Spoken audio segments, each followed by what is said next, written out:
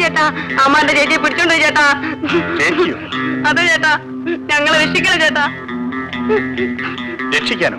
അമ്മാരനെ ഒരുപാട് തല്ലി, എന്നിട്ട് ഞാൻ ഓടി വന്നതാ. എന്നിട്ട് ചേച്ചി എവിടെ? വരൂ, ഞാൻ കാണിച്ചു തരാം.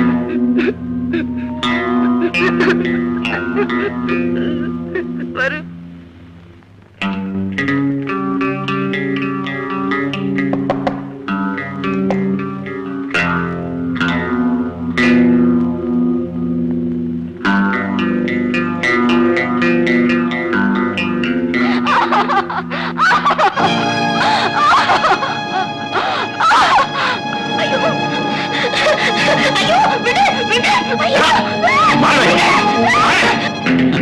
ശാബാഷ്, നീട്ടക്കൻ.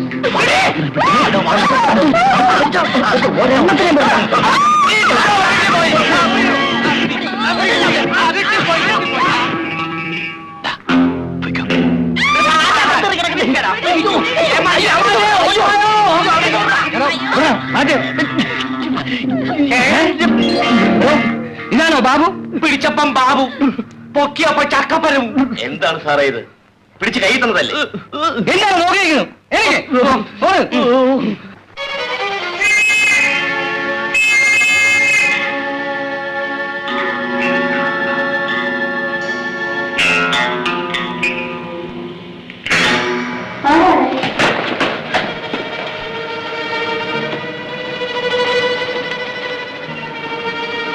ആരാവിടെ വിളിച്ചു നിൽക്കുന്നത്?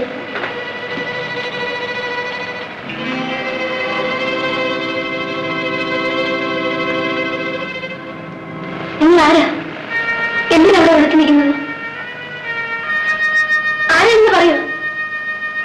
ഞാൻ പോലീസിന്റെ കയ്യിൽ നിന്ന് രക്ഷപ്പെടാൻ വേണ്ടി കയറിയതാണ്. വല്ല മോഷണമോ കൊലപാതകമോ നടത്തിയിട്ട് പൊളിക്കാൻ കിട്ടിയത് ഞങ്ങളുടെ വീടാണോ? അയ്യോ, ഞാൻ മോഷണമോ കൊലപാതകമോ അല്ല. പിന്നെ എന്തിനു പോലീസിനെ പേടിക്കുന്നു? അങ്ങനെ ഒരു ചുറ്റുപാടായിപ്പോയി. ഞാൻ ആരോടും ഒരു തെറ്റും ചെയ്തിട്ടില്ലമ്മേ. ദേവി ഇത് എന്നെ കുറച്ച് സമയം നിൽക്കാൻ അനുവദിക്കണം. വേണ്ടമ്മേ, ചേട്ടൻ അറിഞ്ഞാൽ നമ്മൾ എന്ത് മറുപടി പറയും? ശിക്ഷ അറിയിക്കാത്തവർ തന്നെ ശിക്ഷിക്കണമെന്നുണ്ടെങ്കിൽ അമ്മ എന്നെ പോലീസിൽ ഏൽപ്പിച്ചോളൂ. അമ്മയുടെ സ്വന്തം മകനെ പോലെ കരുതി എന്നെ വിശ്വസിക്കണം. ഞാനൊരു തെറ്റും ചെയ്തിട്ടില്ല.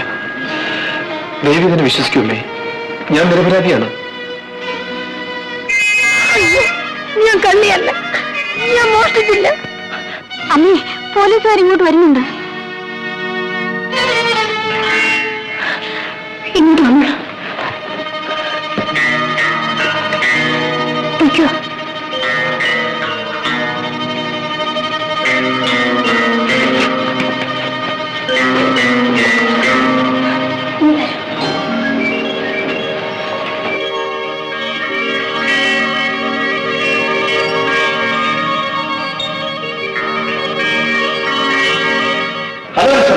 ഹലോ, എന്താണ് ഈ വഴിയൊക്കെ? ഒരു പുള്ളി കയ്യിൽ നിന്ന് വിട്ടുപോയി. അത് ഇതുവഴിയാ വന്നത്. അകത്തുണ്ടോ ഒരു സംശയം. എന്റെ വീട്ടിലാണ്.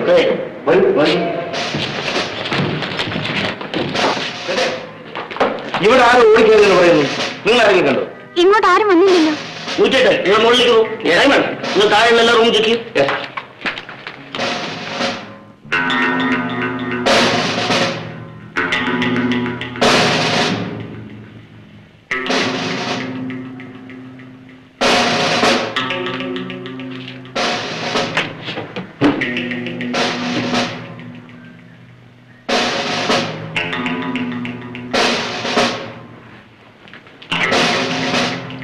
ഇതെന്റെ പൂജാമുറിയാണ്.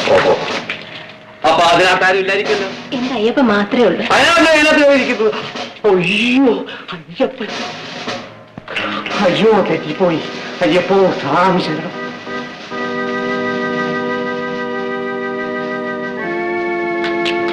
ഇവിടെ ആരില്ല സാർ. എന്നാൽ ഇതിൽ ചാടി അപ്പുറത്തെ മേൽ പോയി കാണും. വരൂ, പോ. Sorry for the trouble, mister Rajagopal. അങ്ങനെയൊന്നുമില്ല. കണ്ടുപിടിച്ചിരുന്നെങ്കിൽ അതിന്റെ ക്രെഡിറ്റ് എനിക്കൂടെ കിട്ടിയിരുന്നു. Thank U.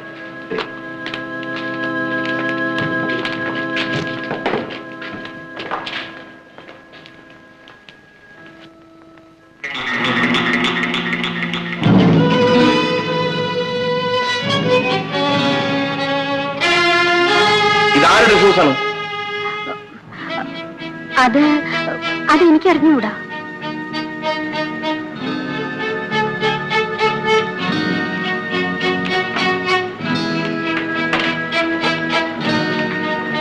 അപ്പോ അവൻ ഇവിടെ തന്നെ ഉണ്ട്.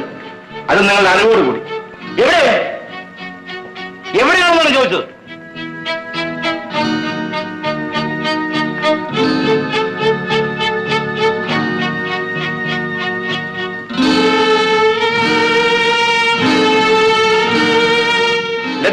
ക്ഷമിക്കണം, പോലീസ് തിരക്കി വന്നത് എന്നെയാണ്.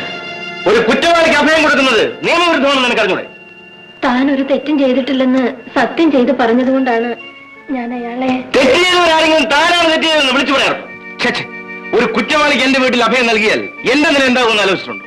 വക്കീൽ സാർ വിഷമിക്കണ്ട, ഞാൻ കാരണം നിങ്ങൾക്കൊരു പേരുദോഷം വരില്ല. എനിക്കൊന്നും കേൾക്കണ്ട. നിങ്ങൾ ഉടനെ തന്നെ പോലീസിൽ സറണ്ടർ ചെയ്യണം. ഫോൺ ചെയ്യാൻ പറ്റേ? ജയിലല്ല, തൂക്കുമരത്തിൽ കയറാൻ പോലും ഭയമുള്ളവനല്ല ഞാൻ. കാരണം എനിക്ക് വേണ്ടി കരയാൻ ഈ ഭൂമിയിൽ ആരുമില്ല. പക്ഷെ മരിക്കുന്നതിന് മുൻപ് എന്റെ അമ്മ എനിക്കൊന്ന് കാണണം. ലോകത്തിൽ എവിടെയാണെങ്കിലും അവരെ ഞാൻ തേടി കണ്ടുപിടിക്കും. എന്റെ ജീവിത ലക്ഷ്യം അതൊന്നു മാത്രമാണ്. അമ്മയില്ലാത്ത ദുഃഖം എത്രമാത്രം അനുഭവിച്ചിട്ടുണ്ടെന്ന് കുഞ്ഞു തന്നെ എന്നോട് പറഞ്ഞിട്ടില്ലേ? ഈ കാര്യത്തിൽ നിങ്ങൾ രണ്ടുപേരും ഇപ്പൊ തുല്യ ദുഃഖിതരാണ്. അയാളെ വിട്ടേക്കൂ, അയാൾ പൊയ്ക്കോട്ടെ. സന്തോഷത്തിലും സമൃദ്ധിയിലും കഴിഞ്ഞിരുന്ന ഒരു കുടുംബത്തെ ഒരു ദ്രോഹി ചിഹ്നഭിന്നമാക്കിക്കളഞ്ഞു. അയാളോട് ന്യായം ചോദിക്കാൻ ചെന്ന എന്നെ ചെയ്യാത്ത കുറ്റം ചുമത്തി പോലീസിൽ പിടിപ്പിക്കാൻ ശ്രമിച്ചു. പറയൂ, ഞാൻ പോലീസിൽ പിടികൊടുക്കണോ? എന്റെ അമ്മയുടെ മുഖം പോലും വ്യക്തമായി എനിക്ക് ഓർമ്മയില്ല. ഇത്രയും കാരുണ്യം നിറഞ്ഞൊരു അമ്മയെ കണ്ടത് ഒരു ഭാഗ്യമായി ഞാൻ കരുതുന്നു. അയാൾ പറയുന്നത് ശരിയാണെന്ന് തോന്നുന്നു. അയാളെ വിട്ടേക്കു കുഞ്ഞെ. അമ്മ എന്താണ് ഈ പറയുന്നത്? തെറ്റ് ചെയ്തവർ പലതും പറയും. ഏതാണ് ശരിയെന്ന് പറയാൻ നമ്മളെ കൊണ്ട് സാധ്യമല്ല. യാതൊരു തെറ്റും ചെയ്യാത്ത എന്നെ കള്ളസാക്ഷികളുടെ വാക്ക് വിശ്വസിച്ച് 14 വർഷം കോടതി ശിക്ഷിച്ചു. എന്റെ പൊന്നുമോനെ പിരിഞ്ഞാണ് അന്ന് ഞാൻ ജയിലിൽ പോയത്. നഷ്ടപ്പെട്ട എന്റെ കുഞ്ഞിനെ ഇതുവരെ എനിക്ക് കാണാൻ പോലും കഴിഞ്ഞിട്ടില്ല. എന്ത് തെറ്റ് ചെയ്തിട്ടാണ് കുഞ്ഞെ എനിക്ക് ഈ ശിക്ഷ? ഇയാൾ തെറ്റുകാരനാണെന്ന് രാജ്മോഹന് തീർത്ത് പറയാൻ പറ്റുമോ?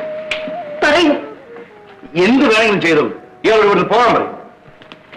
സാർ, ഈ ഉപകാരം ഞാൻ ഒരിക്കലും മറക്കില്ല.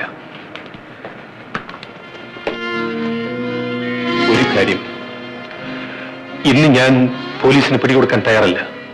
കാരണം ഞാൻ ഒരു കുറ്റവും ചെയ്തിട്ടില്ല. പക്ഷെ ഒരു കുറ്റം ഞാൻ ചെയ്യും. അന്ന് ഞാൻ വക്കീൽ സാർ വന്ന് കാണാം. പോലീസിനോ ജയിലിനോ തൂക്കുമരത്തിനോ അന്ന് ഞാൻ തയ്യാറായിരിക്കും. വരട്ടെ.